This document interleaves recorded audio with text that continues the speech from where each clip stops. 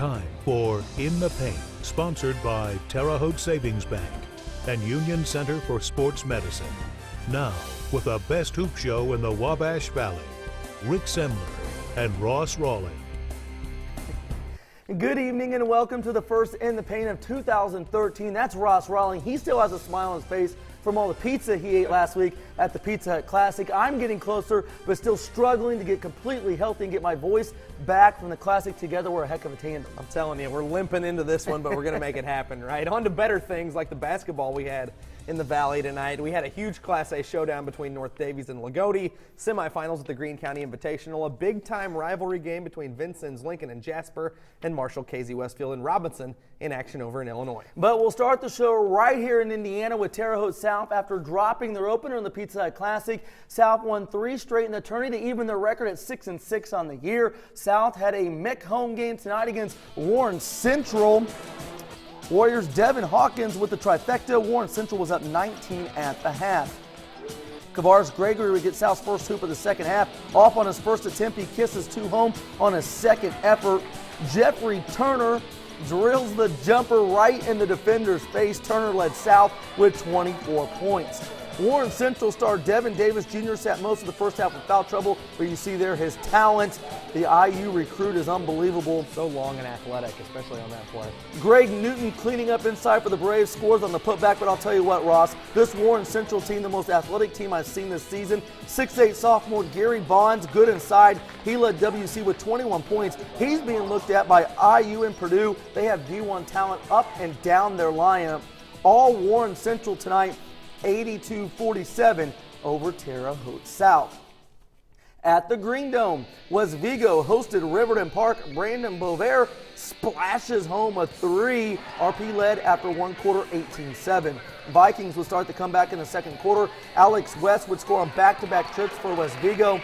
Tough take by RP guard Matt Haltom. The kid had 12 in the first half. Good player. He is a nice player, and there you show it. He can go to the rim there. He can shoot it too. West Vigo senior Kyle Stewart comes off the screen and when left open will hurt you. Speaking of shooting it. He's money on the 3 ball. West Vigo wins 45-40. Give the Vikings credit. They rally back to win after trailing by 13 in the first half. Mr. Pizza Guy, Ross. Well, Northview's been tough to beat in the WIC. The Knights are 3-0, one of just 2 unbeaten teams in the conference. We picked this one up as they head down to make the long trip down 46 to Owen Valley tonight. This is a good one here. We'll tell you, Jim Mace follows the shot here. They tell you to do it. He does it to perfection. He gets the putback there for a 3-point lead. Check this out, 1.8 to go. Nolan King at the line for 1 free throw. They're down 2. He misses it and puts it back himself. Are you kidding me? You gotta block out the shooter, folks. In overtime, Northview goes back to Mace on the block.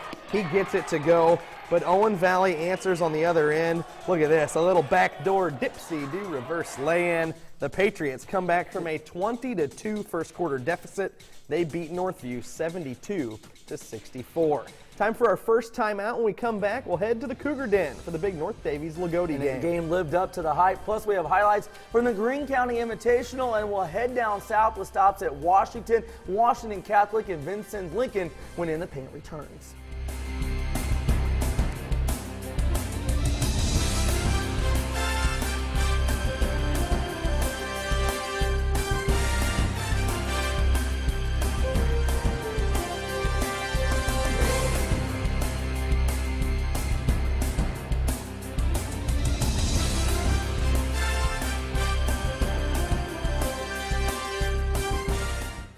Welcome back to In the Paint. Sectional 63 is once again living up to being the toughest in the state of Indiana. Right now, 3 teams in that sectional are ranked in the top 6 in the state in Class A, with Bar Reeve 2nd, Lagodi 4th, and North Davies 6th.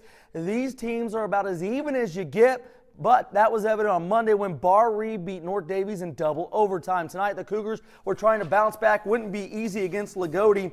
Lions go inside to their stud, Connor Whitmer, a force to be reckoned with. North Davies has a good big man. I'm not forgetting about your Wes Loniger. Nice soft touch. He had 13. Whitmer, a one-man wrecking crew, count it, and one. He gets the old-fashioned three-point play. He had 11. This game was tied at the half. Usually his threes are from outside the arc. Second half, your favorite guy, a healthy Nick Craze is a dangerous Nick Craze, the North Davie star guard, 1-2-3. Lions, Matt Mathias using the screen to get open, pops the three. Lagodi trailed by 2 late in the third quarter. Fourth quarter, guess who? Craze, the fadeaway 2. Check this out, Ross. North Davie's up 38-34. He can beat you in so many ways. You saw the 3, and then he goes inside and elevates above the D for the jumper. Colin Nelson had 12 for Lagodi. He gets the Lions to within 2 at 42-40 with 2.5 to play. We knew it would be close, but Craze was too much. The star Cougars guard gets the layup. He had 24 points, and this seals it for North Davies. A little bit taller than I Notice he gets the board on that play, too. Maybe more importantly, he gets the possession and then seals it on the other And end. think about it, he's got bad knees and he can almost dunk it. Kid is an athlete. 6th-ranked North Davies beats 4th-ranked Lagodi 46-40. You know, you talk about one possession at a time, and it's so true that, you know, that missed assignment you have in the first quarter or that missed free throw that you have in the third quarter, that means so much to the game because it's going to come down to 1 or 2 possessions pretty much every single time. We see we can compete with the 2 of the best teams in the state, Monday, Bar Eve, and tonight against Lagodi. And we're just going to keep building on that, keep practicing, and be ready come March. Well, Linton opened up the Greene County Invitational Wednesday in impressive fashion. They beat Union 96-36. Those 96 points scored by the Miners were the second most in the tournament's history. Only the 1974 Eastern Green Thunderbirds scored more with 105 back in 1974. Consolation game, Linton returned to action in the semifinals of the Greene County tournament. They face Shakamak tonight. Patrick Green with the catch in the near side corner to give the Lakers a 2-point lead. Look at that, kid is jacked. Linton answers the bell. Des Fugers gets into the teeth of the defense. He converts on the jumper to tie it. He had 33 in this one. Can someone in this tournament get a hand in Brody Crow's face? He's unconscious from downtown. He had 25 again tonight. The Miners wouldn't go away. Off the miss, Austin Carazia pulls in the offensive board. He gets the stick back to help the Miners take control. That's in overtime number 2. More Fugers here to seal it. He gets to the rack. He picks up 2 of his game-high 33 points. Took 2 overtimes, but Linton headed back to the finals. They beat Shakamak 70-62.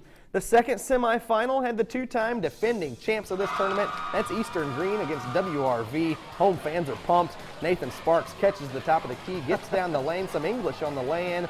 That's an H in every game, of course, ever. Cade Hill can really play for the Wolverines. Killer crossover near half court. He gets all the way through traffic for the bucket and the layup. Tyler Bro answers with a step back, find the line, Bro, and then get behind it, because 3's always better than 2. But the Wolverines not to be denied, their leader again. Hill down the lane. Seems like we saw that highlight once. He just gets to the rim a lot, folks. White River Valley headed to the championship game against Linton. Tomorrow night, they beat the defending champs 58-52. One of the best rivalries in the state renewed tonight is Vincennes Lincoln hosted one of my favorite teams, the Jasper Wildcats. Ha ha, right? The Owls entered tonight ranked 11th in Class 3A. Vincennes Lincoln's Josh Sprinkle loses the pass. He wears number 24, scored 24 for the Owls tonight. Jasper's Cortland Betts gets away with the charge. Where's the ref at? Wildcats up 5 in the first quarter. Owls' guard Are you kidding Cole me? That is Claycomb from about Illinois. Holy cow, what a 3. You can't see my face, but everyone in Vincennes knows I'm smiling. And Alice's win 53-40. Washington hosted Evansville Modern Day. Modern Day goes inside, smart move. Ben Sellers gets the contact and scores. Washington has a big man I really like in Colin Arnold. Good backdoor cut by Arnold for the layup, and then Jordan Purdue uses the screen to get open. The Washington guard rattles in the 3. Hatchett's win in overtime by 1 on a 3 at the buzzer by Andy Garland. Excitement time at the Hatchet House tonight. At the Birdcage, Washington Catholic hosted Shoals. Rule number 1 when playing defense, got to stop the ball right. Shoals never does. TJ Hill for Washington Catholic. Shoals, Dylan Irwin, nice take. He's pumped after the hoop and foul. Brendan needs Johnny on the spot for the Cardinals. He scores off the miss. Washington Catholic wins by 14. Now, Coming up next, we'll head over to Illinois for Robinson, Marshall, and KZ Westfield. And we'll let you know how the ISU women did in their conference opener when In the Paint returns.